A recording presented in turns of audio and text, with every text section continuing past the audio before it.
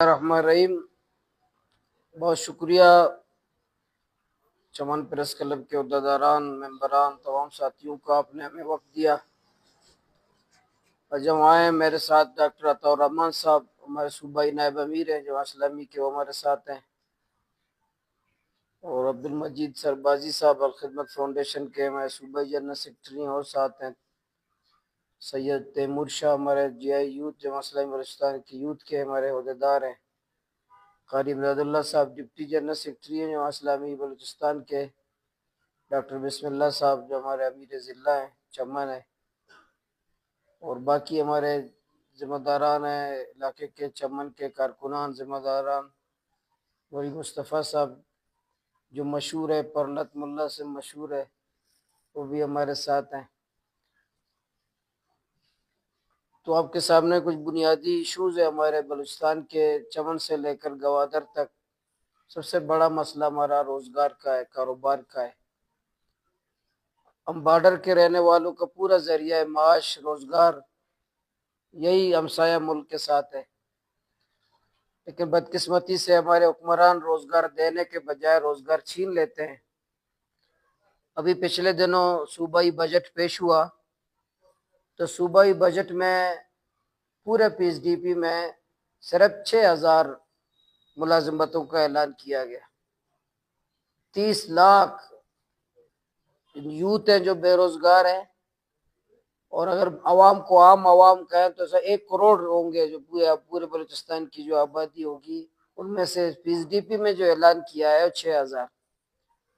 ہمارے حکمران روزگار بند کرنے میں بڑے ماشاءاللہ بہادر بھی ہیں، بڑے تکڑے بھی ہیں، بڑے مضبوط بھی ہیں، کیونکہ بندوق ہاتھ میں ہے، ریاست ہے، ڈنڈا ہاتھ میں ہے، بس روزگار بند کر دو۔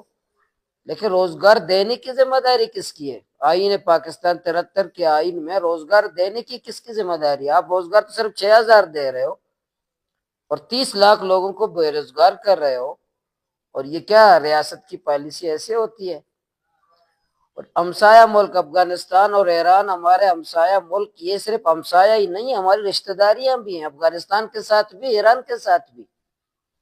بھائی یہاں رہتا ہے، بہن وہاں رہتی ہے، بہن یہاں ہے، بھائی وہاں پر ہے، ہمارا خونی ہی ہمسایہ نہیں، ہمارے خونی رشتے ہیں، ہماری جائیدادیں ہیں، ہمارے کاروبار ہے، ہمارے پورے بزنس ہے، ہمارے پوری زندگی ہے افغانستان میں بھی اور ایران میں بھی۔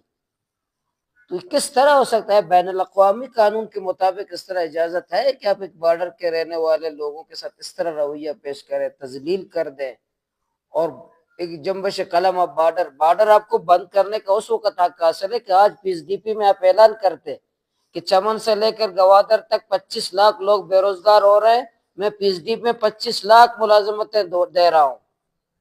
تو اب کہتے بھائی ہمارے حکمران بڑے مخلص ہیں، جب بارڈر بند کیا تو روزگار بھی دے رہے ہیں، روزگار آپ 6,000 دے رہے ہیں۔ اس لیے میں مطالبہ ہم کرتے ہیں جماعت اسلامی کی طرف سے کہ فی الفور چمن سے لے کر گوادر بارڈر کھولے جائیں، کاروبار کرنے دیا جائے۔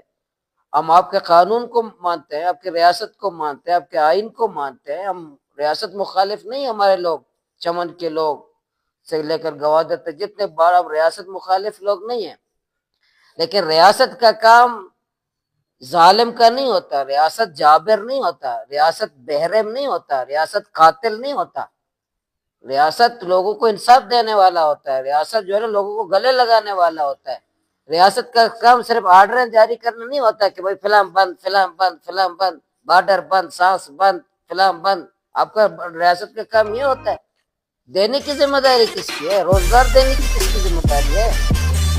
لوگوں کو روٹی دینے کی کس کی ذمہ داری ہے؟ اور آج حکومت کی اور روٹی کپڑا مکان والے کا ہے، کہتے ہم روٹی دیتے ہیں، اب تو روٹی چھین لیتے ہو، اب تو گھر سے بے گھر کر لیتے ہو۔ تو آپ کی ذمہ داری، آپ نعرہ لگاتے اپنے قوم کو منشور دیا کہ روٹی کپڑا اور مکان، اپنے چمن سے لے کر گوادر تک پورے بلوچستان کا روٹی آپ نے چھین لیا ہے۔ کہاں ہے آپ کا روٹی کپڑا مکان کا نعرہ؟ جو روٹی دیتے ہیں آپ کہتے ہیں میں روٹی دیتا ہوں، اب تو 6,000 لوگوں کو ملازمتیں دینے کا آپ نے اعلان کیا ہے۔ تو یہ چمن کے لوگوں نے جو جدوجہد کی، کئی مہینے انہوں نے دھرنا دیا، ان پہ تشدد ہوا، ان کو گولیاں ماری گئی، لوگ شہید ہو گئے، لوگ پر تشدد ہوا، لوگ جیلوں میں گئے، لوگ کرائم برانچ گئے، لوگ کتنی جدوجہد، کتنے مہینے لوگ یہاں بیٹھے رہے، لیکن حاصل کیا ہوا؟ ریاست کا یہ جو ریاست ہے، اسلام آباد کے حکمرانوں کا کو کوئی کوئی سنجیدگی دکھا